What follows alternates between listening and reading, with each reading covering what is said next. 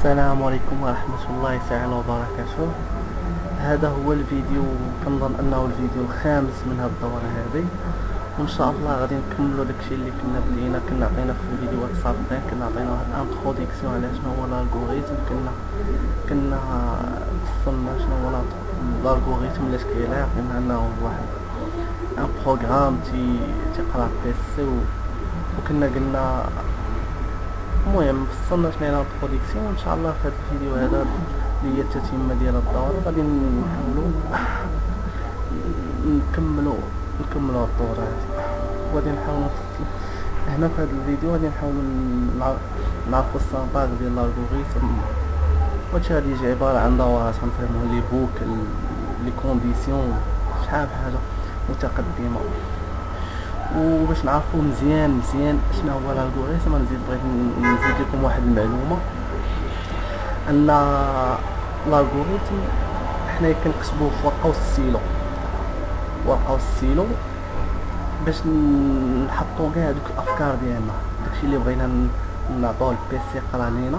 حنا كنشدوا ورقه والستيلو كنفصلوا مزيان الكود شنو بغيناه، وبالتالي كنحاولوا نترانسفورماو داك الكتبه من كتبه ديال كاينين دي لونغاج دو بروغراماسيون بحال مثلا جافا، كاين بي اش بي، كاين سي شارب، كاين بزاف، كاين الفي بي، بزاف ديال لي لونغاج دو بروغراماسيون. حنا كنشدو داك الكود ديال الالغوريثم من ورقه ستيلو، كنشدوه كنترجموه لاي لونغاج دو بروغراماسيون على حسب نتا شنو باغي تقرا. هما كيكزيكوتي لينا نفس يعني اي لونغاج دو بروغراماسيون يقدر يكزيكوتي لينا نفس البروغرام، ولكن سا ديبون نتا باش خدام. كاين اللي كيخدم بالجافا، كاين اللي كيخدم بالPHP، كاين اللي كيخدم بالسي شارب.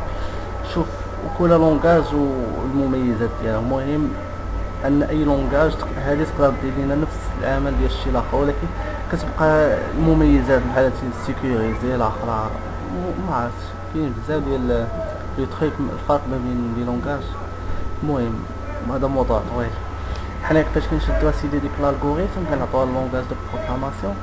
لونغاج دو بروغراماسيون حنا كنعرفو كيفاش نقراوه، يعني حنا كنقراوه، ولكن باش كنديرو اكزيكوتي كيولي داك لونغاج دو بروغراماسيون تيقراه بيسي، كيحولو لواحد ماشين، يعني لونغاج دو ماشين ديك 01 ديك بينير 0110 باش هو يفهمو بيسي يحولوا لينا لواحد ان بروغرام ويرجعوا لنا ان بروغرام حنا كنقدروا نخدموا به. هذيك لونغاج حنا ما كنفهموهاش، ولكن حنا اللي كنفهموا لونغاج دو بروغراماسيون. ولكن من الاحسن تيقول لك باش تكون انت مزيان ما تجيش نيشان تتعامل مع لونغاج دو بروغراماسيون، شد ورقه وستيلو، كتب داكشي ترجم اش باغي تكتب من ورقه وستيلو، عاد ردو لونغاج دو بروغراماسيون، ومن بعدها عاد دير اكزيكوتي وشوف البروغرام اللي صوبتي انت واش عطاك الريزولطا اللي درتي انت في ورقه وستيلو. المهم باش ندخلوا في هذا الالغوريثم، خصنا نعرفوا واحد الحاجه، ان اي بروغرام بغينا نكتبوه كيجي ما بين ديبي وفان. هنا كنكتبوا الكود ديالنا، واللي بغيت نقول ان هذا الكود هذا ماشي بالضروره الا شفتوني انا كتبت في الشكل، ماشي بالضروره تكون الشكل اللي كتكتب نتايا. مهم يكون غير داكشي مفهوم، لي فاريابل يكونوا صحاح، داكشي يكون لوجيك. ولكن الكتابه تقدر تختلف من شخص لشخص، ولكن الاساس هو الا عطيتي لهاد الالغوريثم، عطيتيها لشي واحد يقراها يفهمها مفهومه بين داكشي واضح. المهم بغيت نقول لكم ان اي الغوريثم كتجي ما بين ديبي وفان. هنا البيسي كيقرا لينا داك الكود اللي جا ما بين هاد الجوج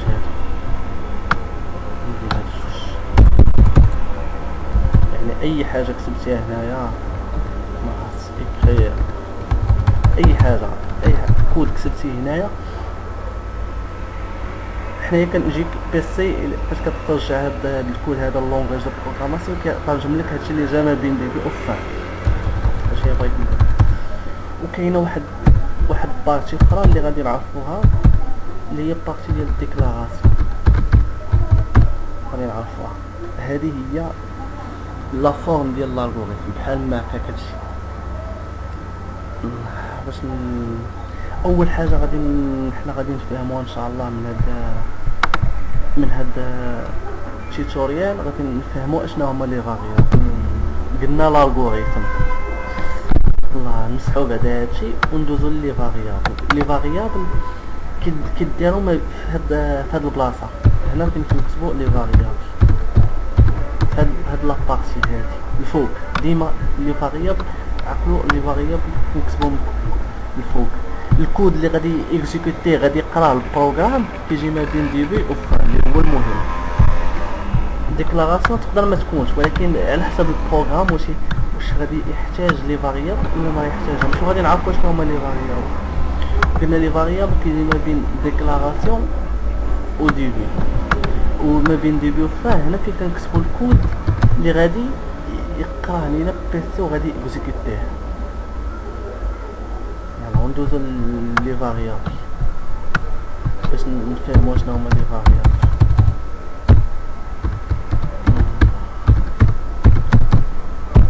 باش نعطيو تعريف واضح على لي فاريابل. لي فاريابل كنا كنذكروا في الرياضيات الا كنعقلوا كنا كنقولوا متغير. لي فاريابل بالعربيه هما متغير في الماط كنا مثلا نقولوا ان اكس كيساوي، نفترض ان اكس مثلا كيساوي 3، وكانوا عندنا واحد الحوايج سميتهم مجموعات.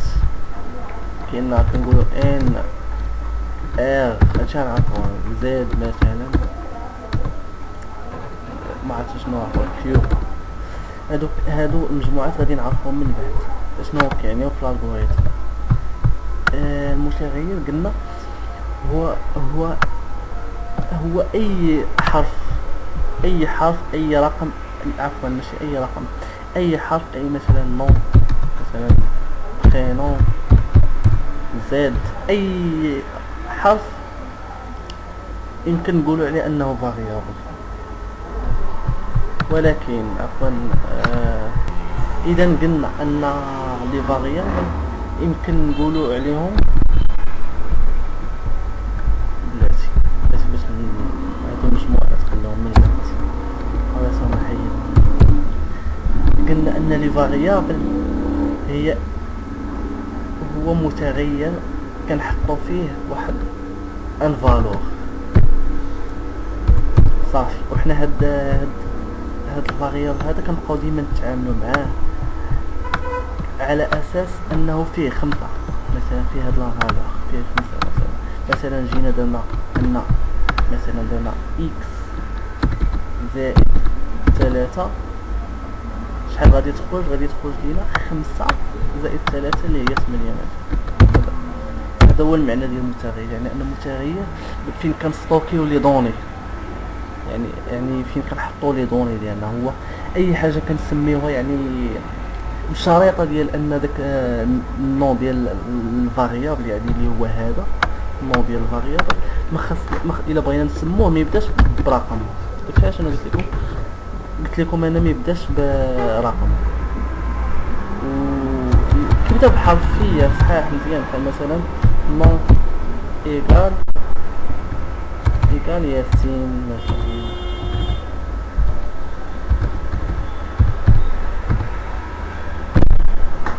هذا عبارة عن متغير مثلا.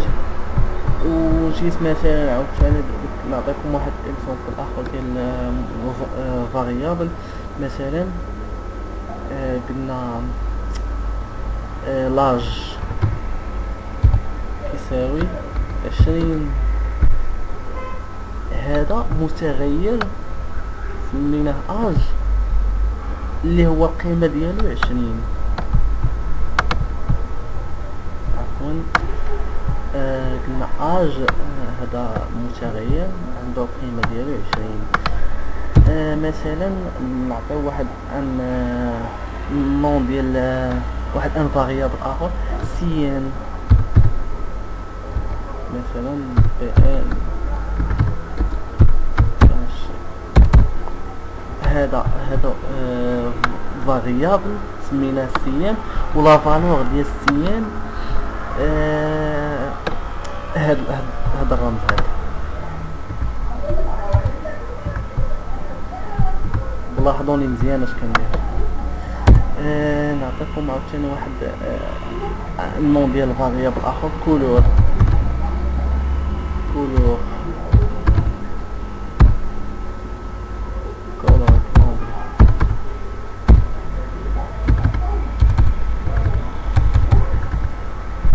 مثلا جرين فير. هذا النون ديال الفاريابل ولا فالور ديالو فير.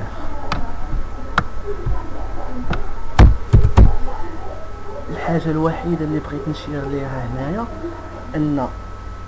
ان لي فاريابل في نفس البروغرام، مثلا كنجيو كنكتبوا ديكلاراسيون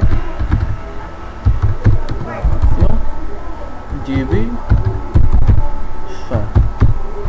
هنا كنجيو نكتبوا مثلا اكس كيساوي 4.